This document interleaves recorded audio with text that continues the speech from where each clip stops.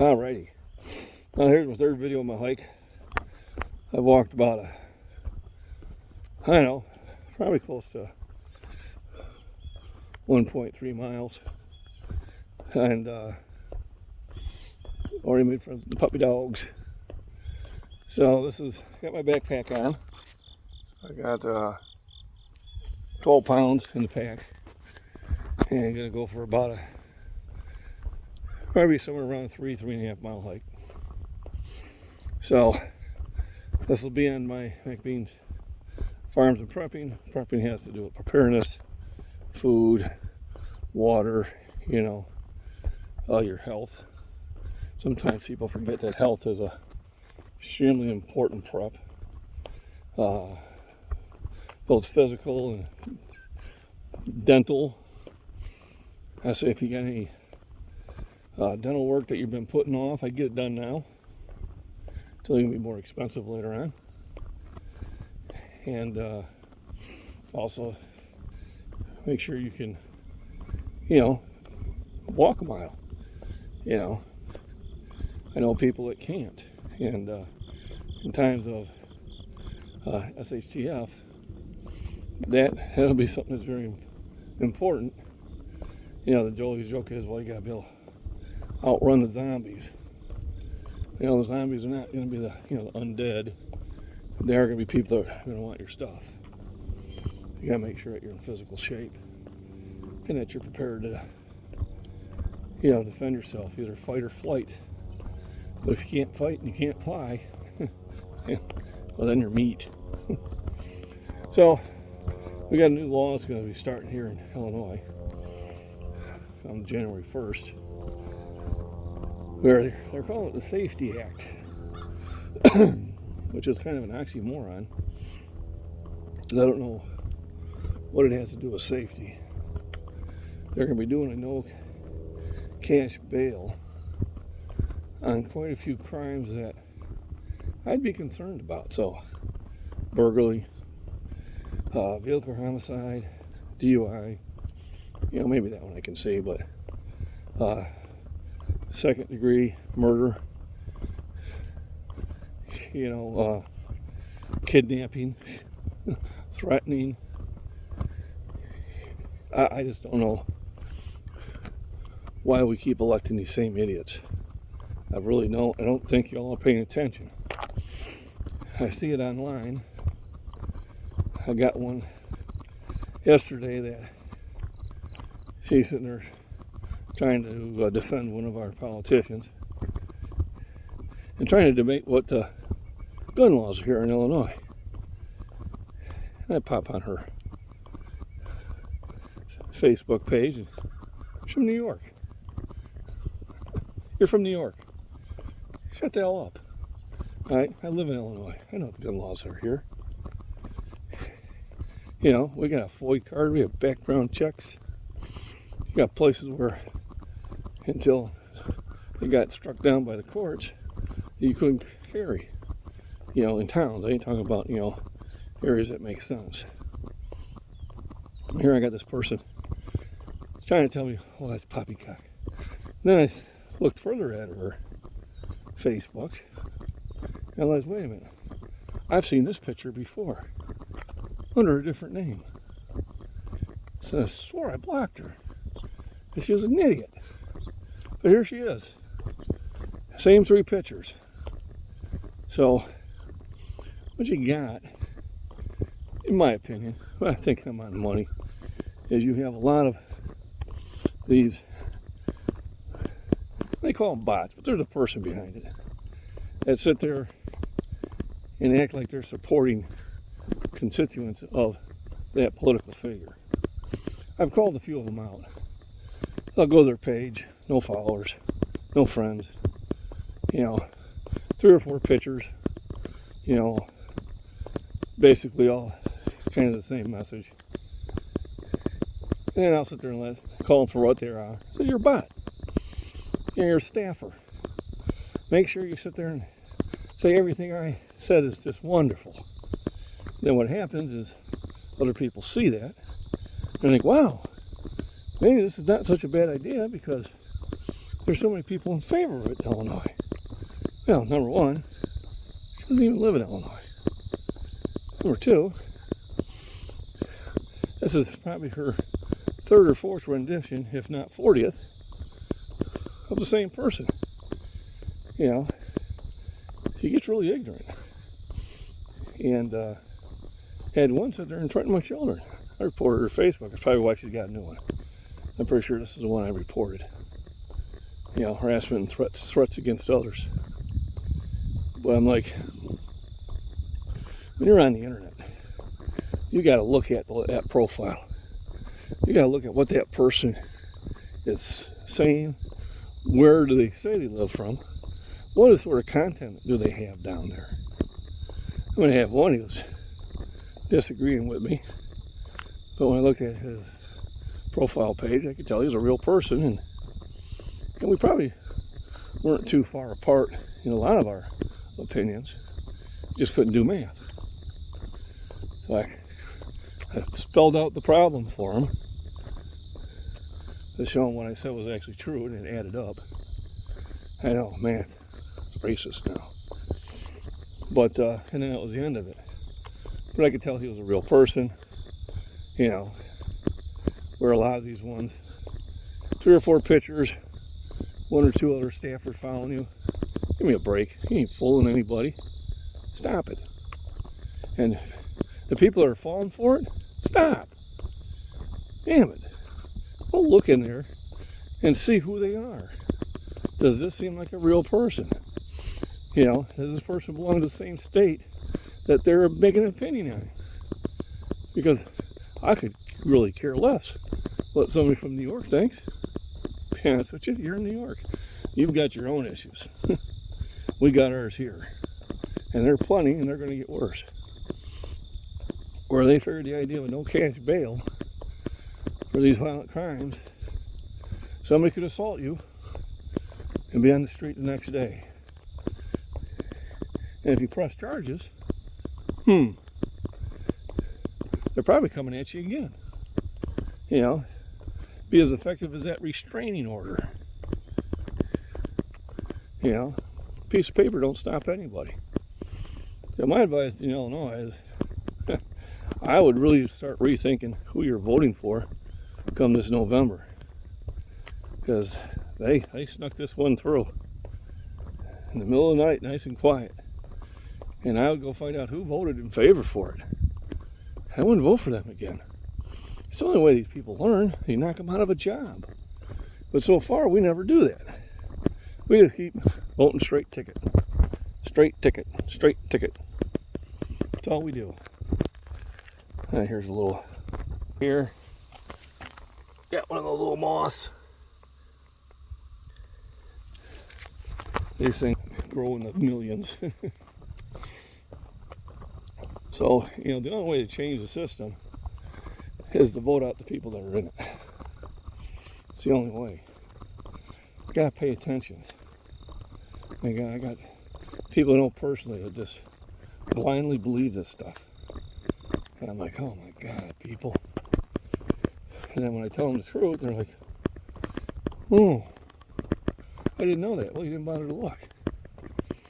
You know, it's old adage. If it sounds like shit, you don't have to smell it and feel it and taste it. Understand it's shit. Vote these people out. You've got to. It's the only way we're going to save this nation. And that's both Democrats and Republicans. There are a few Republicans who are not getting my vote this year.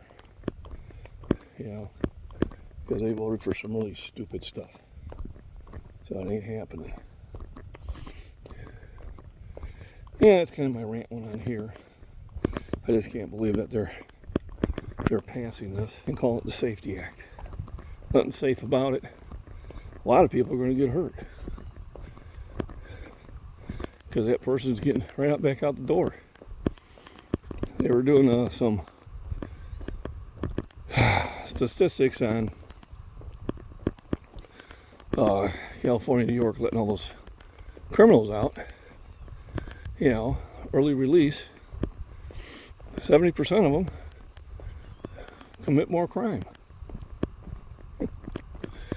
And about 20% of those commit violent crime. Armed robbery, murder. I just don't understand what these politicians are doing. Self-fear and make you feel like you have to let the government take care of you. Well, they're not taking care of you, people. You better learn to take care of yourself. So how do you do it? You go to the grocery store and they are having one of those few sales and it's food you eat. Buy 10 of them. Especially if you can store them. If you do have a personal way of defending yourself, make sure you are proficient in it and practice often. If you don't have a way of personally protecting yourself, I'd highly suggest you get one and get training and get proficient with it.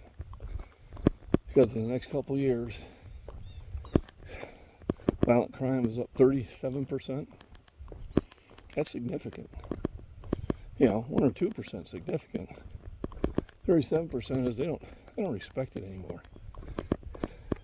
They sit there and video this stuff going on, put it on their Facebook, put it on their Instagram, brag about it. They get arrested and a lot of them just walk right back out. You got district attorneys. I don't know what their agenda is, but it's not law and order. Cutting people off that murder people. I don't understand as a society how we are putting up with it. How do you change it? Vote them out. Stop voting for somebody just because they are a Republican or they're a Democrat or they're an independent. I think there's only one real independent out there. All the other ones, it's Democrats. They just couldn't get on their tickets. And we got a few Republicans that should be a Democrat. They're just not being honest with people. Alright, then. Gotta make my turn here. I don't want to make this an all-day walk. I do have a load on my back, 12 pounds. We'll check the app when I get home. But this will probably turn out to be I'm thinking about 3 miles. We'll see how close I am. What is your guess? You can put your guess in comments now before it ends. And see how accurate you are. My guess is 3 miles.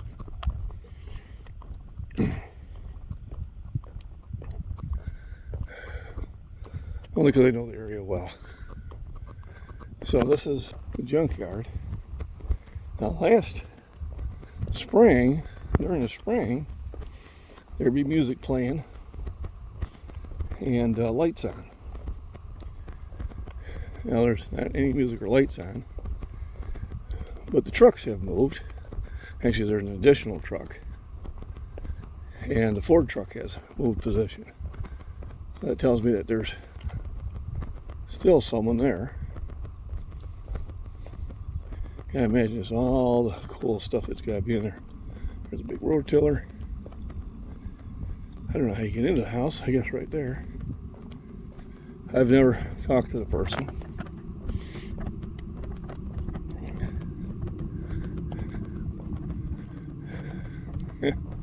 You get lost in there, never be found. You can tell this mowing's been done. So that tells me that there's signs of life there. We're also coming up to the campgrounds here, where there are people staying. Last time there was someone out there with the weed whacker. She had no idea I was there. And that's dangerous. You know you're out here in the middle of nowhere. Still need to be aware of your surroundings. And that's why I don't walk with earbuds. Listen to the music. Because you're not aware. Listen to music, anybody can approach you from behind and you'll never know it. So, even when I'm in the gym, everybody's got their earbuds in and I'm like, I'm here to exercise. When I want to listen to music, I sit on the deck, I relax, I listen to music. And here's a place I discovered in the spring, where a bunch of people have their campers here. I imagine this is probably a weekend getaway. And you can tell that they're doing a little bit more work on it. You know, grass has been mowed, there's a porta potty there. Well, they're kind of roughing it, but they're probably having a little fun. Campfire. And here we got native grasses. So the DNR planted this. I don't know, because they planted my field before. This is the type of weeds that grew. This is what the prairie used to look like. Probably without that goldenrod in it. Some things you're not going to be able to keep out. But the really tall grasses, and those things will get as tall as me. I had them in mind for a while, and then I decided to use 70 acres to farm. When I no longer decide to do that, then I'll have it replanted. And it provides a lot of habitat for deer and rabbits and pheasants, raccoons, skunks, possums, ferrets, weasels. You can imagine there's a lot of wildlife there. And if you come at the right times, probably very early morning or middle of the night, you'd probably see or hear a lot of activity. I may do that one time, because it doesn't look like the road's not posted.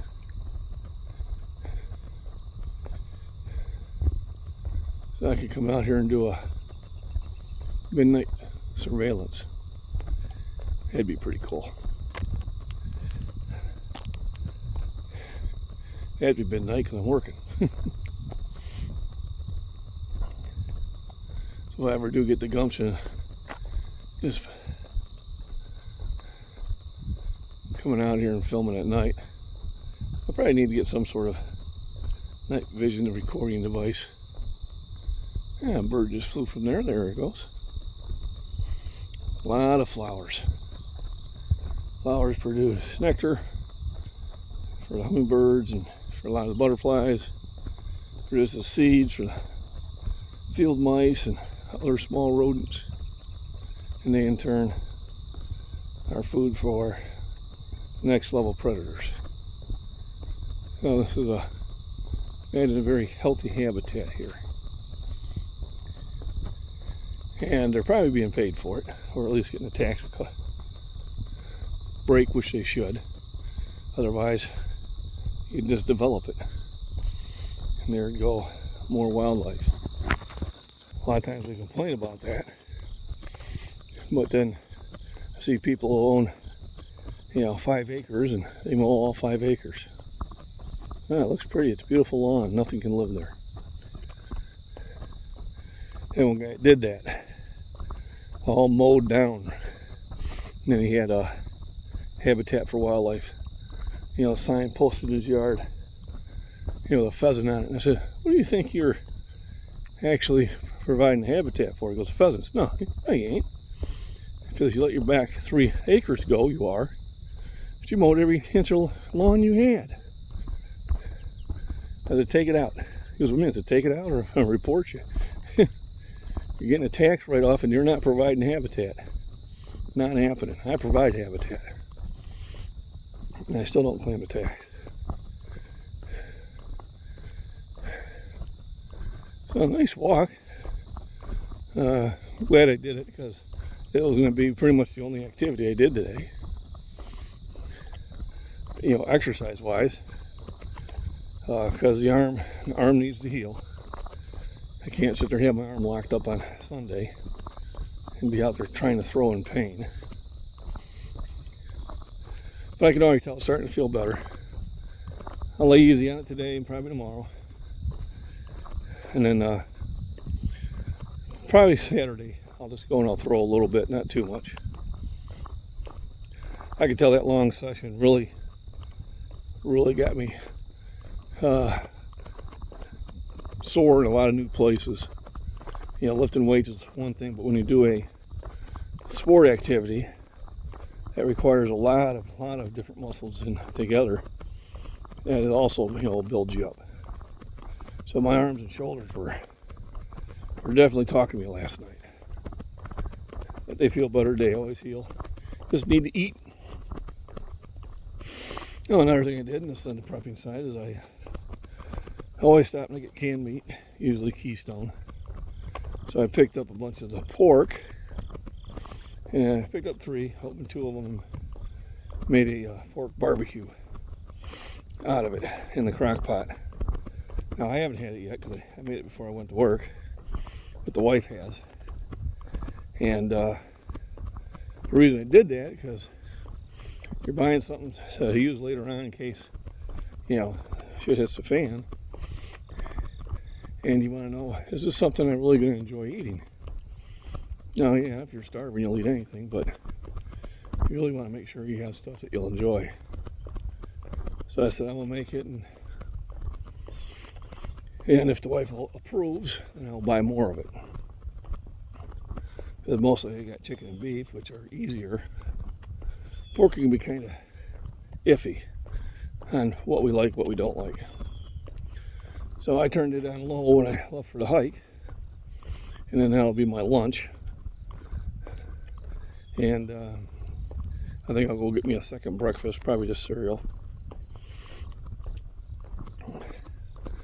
And mow and get ready for work. It's basically gonna be what I'll be doing.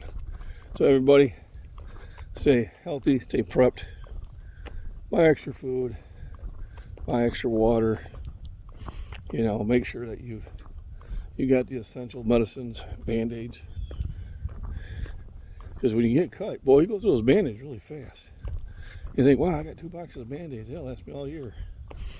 You know, all of a sudden you got an injury, and by the end of the week you're like, oh crap, I gotta get more Band-Aids. So, you know, a first aid kit in your house, have one in your car. Have fire extinguishers in your house in a few different places. Have one in your car. You know, and get yourself in shape. All right. People forget physical fitness is a prep. All right, do the best you can. There's my buddy truck again, making around. That's all he does, I guess, is drive around the neighborhood, which is about a 5-mile radius. So this is, I'll put it on pause and then I'll give the distance I traveled. Well, I don't think, now once I get off this app, I won't be able to do that. So I will post a poll. How far did I walk? I'll probably have to post it on my Scottish Fitness. I don't think I'm allowed to do that yet on my farms prepping. It's like you have to get to a certain level of subscribers, and then they open up new abilities. You know, I know I can't do. Yeah, I haven't been able to do any posts on them yet. So I'll post this on my McBeans Scottish Fitness, but this video will be on the farms and prepping. All right, everybody have a wonderful day and enjoy your week.